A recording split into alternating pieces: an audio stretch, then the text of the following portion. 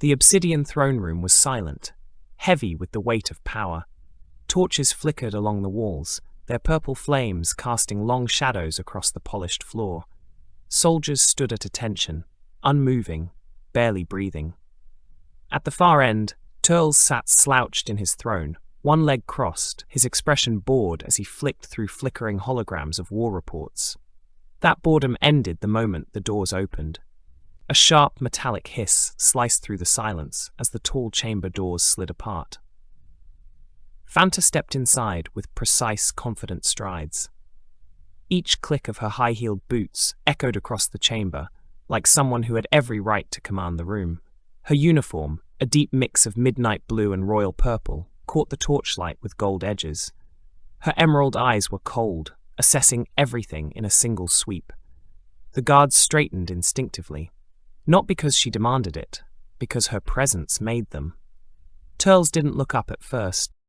He sensed her key, sharp and disciplined, before he saw her. Only when she'd crossed half the distance did he uncross his leg and raise his head slightly, watching her approach with a slow, amused smirk tugging at the corner of his mouth. She stopped at the foot of the throne steps, one hand on her hip, the other holding her tactical tablet at her thigh.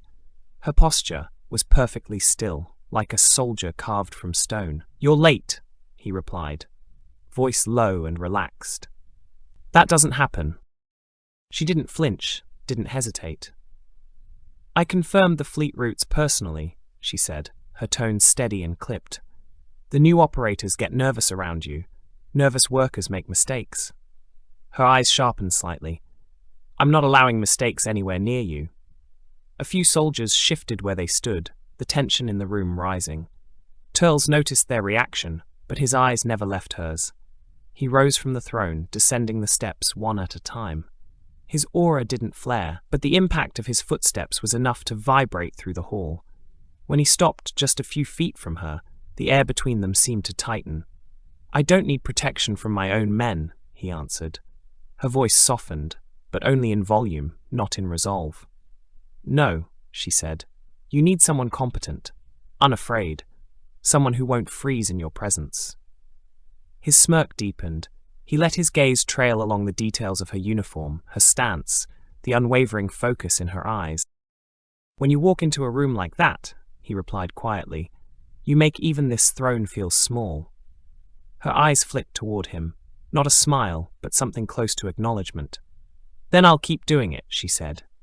He turned slightly toward the tactical tablet she carried, giving a small nod.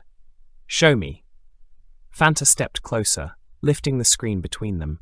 She stood beside him, his equal in proximity, if not in power, while the glowing projection washed their forms in blue light. The guards watched silently as the two examined war routes and planetary scans, speaking in low tones meant only for each other.